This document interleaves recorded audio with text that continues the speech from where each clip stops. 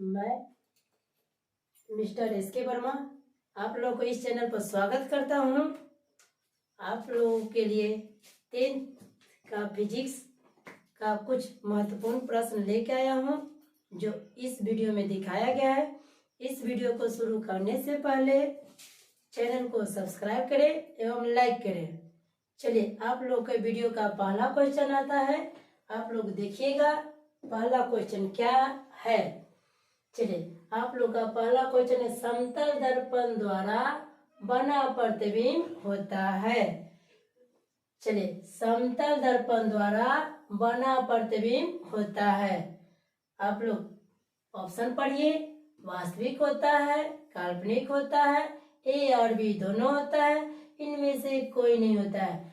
चलिए इसका जवाब दीजिएगा।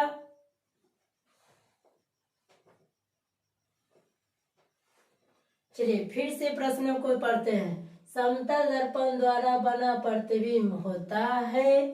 ऑप्शन वास्तविक होता है, काल्पनिक होता है, ए और बी दोनों होता है, इनमें से कोई नहीं।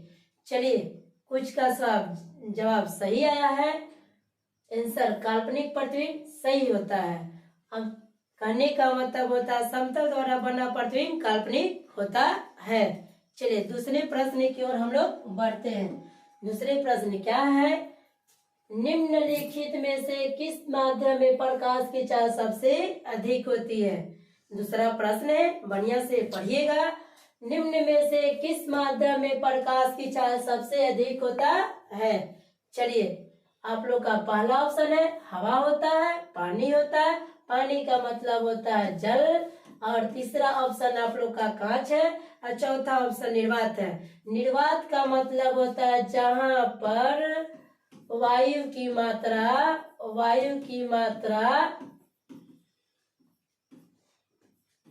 नहीं होती है, जहां पर वायु की मात्रा नहीं होती है। चलिए आप लोग फटाफट जवाब दीजिएगा।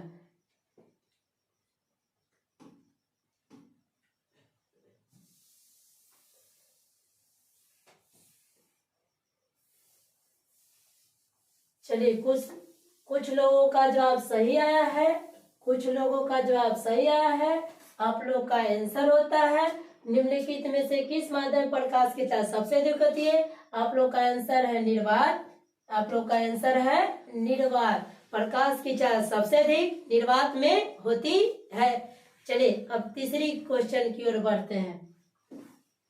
आप लोग का तीसरा क्वेश्चन है, आत्मदीप्त वस्तुएं हैं।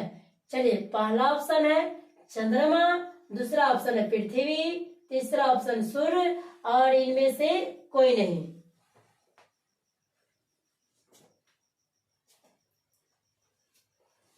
चलिए आप लोगों के कुछ का जवाब सही आया है। निम्न में से दीप्त वस्तुएं कौन है। कहने का मतलब दीप्त वस्तुएं सूर्य है। वैसी वस्तु जिसे प्रकाश निकलती है उसे दीप्त वस्तुएं कहते हैं। चलिए अगली प्रश्न की ओर हम लोग आगे बढ़ते हैं। आप लोग का प्रश्न है, प्रकाश का परावर्तन का नियम सत्य है। प्रकाश के परावर्तन का नियम सत्य है। चलिए ऑप्शन ए में है केवल समतल दर्पण के लिए, केवल अवतल दर्पण के लिए, केवल उत्तल दर्पण के लिए, सभी परावर्तक सतह के लिए। चलिए जवाब दीजिएगा, पढ़िए बढ़िया ध्यान से। चलिए इसका आंसर होता है सभी परावर्तक सतह के लिए। कहने का मतलब होता है परावर्तन के नियम सभी परावर्तक सतह के लिए सत्य होता है। चलिए अगली क्वेश्चन की ओर हम लोग क्या करते हैं, बढ़ते हैं।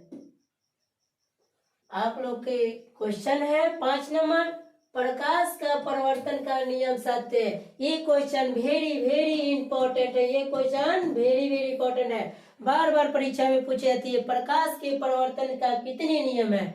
चलिए ऑप्शन नंबर ए में 4, ऑप्शन नंबर बी में 3, ऑप्शन नंबर सी में 2, ऑप्शन नंबर डी में 5। चलिए जवाब दीजिएगा जल्दी से। चलिए बहुत बहुत बच्चों का जवाब सही आ रहा है। ऑप्शन नंबर सी, प्रकाश के परावर्तन के 2 नियम हैं। चलिए अब आगे प्रश्न की ओर बढ़ते हैं। देखिए अगला प्रश्न क्या कहता है, किसी वस्तु का आवर्धित काल्पनिक प्रतिबिंब बनता है। किसी वस्तु का आवर्धित काल्पनिक प्रतिबिंब बनता है। आवर्धित का मतलब बड़ा होता है और काल्पनिक का मतलब आभासी होता है और प्रतिबिंब बनता है। चलिए बढ़िया से ध्यान से पढ़िए और इसका जवाब दीजिएगा। पढ़ लिए। देखिए पहला ऑप्शन क्या कहता है, समतल दर्पण में, उत्तल दर्पण में, तीसरा ऑप्शन है अवतल दर्पण में, या सभी प्रकार के दर्पण में बनता है। चलिए कुछ का जवाब सही आ रहा है। आवर्धित काल्पनिक प्रतिबिंब, आवर्धित काल्पनिक प्रतिबिंब सिर्फ अवतल दर्पण में ही बनती है। कौन सी दर्पण में छोटू? अवतल दर्पण में ही बनती है। चलिए अगले प्रश्न की ओर हम लोग बढ़ते हैं। आप लोग का अगला प्रश्न है, किस दर्पण से वस्तु का बड़ा प्रतिबिंब बनता है। चलिए अगला प्रश्न है, किस दर्पण से वस्तु का बड़ा प्रतिबिंब बनता है। आप लोग का चलिए बढ़िया से ध्यान से पढ़ लिए हैं। चलिए पहला ऑप्शन है समतल दर्पण, दूसरा ऑप्शन है उत्तल दर्पण, तीसरा ऑप्शन है अवतल दर्पण और चौथा ऑप्शन है इनमें से कोई नहीं। जल्दी से फटाफट इसका जवाब दीजिएगा। चलिए इसका आंसर होता है, किस दर्पण में वस्तु का बड़ा प्रतिबिंब बनता है। तो इसका आंसर होता है ऑप्शन नंबर सी, अवतल दर्पण में वस्तु का बड़ा प्रतिबिंब बनता है। अवतल दर्पण में वस्तु का बड़ा प्रतिबिंब बनता है। चलिए आगे प्रश्न की ओर हम लोग क्या करते हैं, बढ़ते हैं। ऐसे वेरी इंपॉर्टेंट प्रश्न को पाना चाहते हैं या पढ़ना चाहते हैं तो मेरे चैनल को सब्सक्राइब करें एवं लाइक करें। चलिए आगे प्रश्न की ओर बढ़ते हैं। दाढ़ी या हजामत बनाने में कौन सा दर्पण का प्रयोग होता है। दाढ़ी या हजामत बनाने में कौन सा दर्पण का प्रयोग होता है। ध्यान पूर्वक ऑप्शन को पढ़िए एक बार। आप लोग का पहला ऑप्शन समतल दर्पण, दूसरा ऑप्शन है उत्तल दर्पण, तीसरा अवतल दर्पण और चौथा इनमें से कोई नहीं। फटाफट इसका जवाब दीजिएगा। चलिए आप लोग का आंसर होता है, दाढ़ी बनाने के लिए अवतल दर्पण का उपयोग करते हैं। दाढ़ी मतलब की हजामत जो सैलून वगैरह में जो दर्पण का यूज होता है अवतल दर्पण होता है। चलिए आप लोग का अगला क्वेश्चन 9 नंबर क्वेश्चन क्या है जो देखते हैं। चलिए आप लोग का प्रश्न है, किस दर्पण द्वारा किसी वस्तु का वास्तविक प्रतिबिंब बनता है। किस दर्पण द्वारा वस्तु का वास्तविक प्रतिबिंब बनता है। चलिए आप लोग ऑप्शन को ध्यान पूर्वक पढ़िएगा। चलिए ये आपका पहला ऑप्शन कहता है समतल दर्पण द्वारा, दूसरा ऑप्शन कहता है अवतल दर्पण द्वारा, तीसरा ऑप्शन कहता है उत्तल दर्पण द्वारा और तीसरा ऑप्शन कहता है तीनों प्रकार के दर्पण द्वारा। प्रश्न क्या था, अब किस दर्पण द्वारा किसी वस्तु का वास्तविक प्रतिबिंब बनता है। चलिए कुछ बच्चों का जवाब उत्तर सही आ रहा है कमेंट में, सिर्फ अवतल दर्पण के द्वारा ही वास्तविक प्रतिबिंब बनता है। चलिए आप लोग का अगला प्रश्न देखते हैं।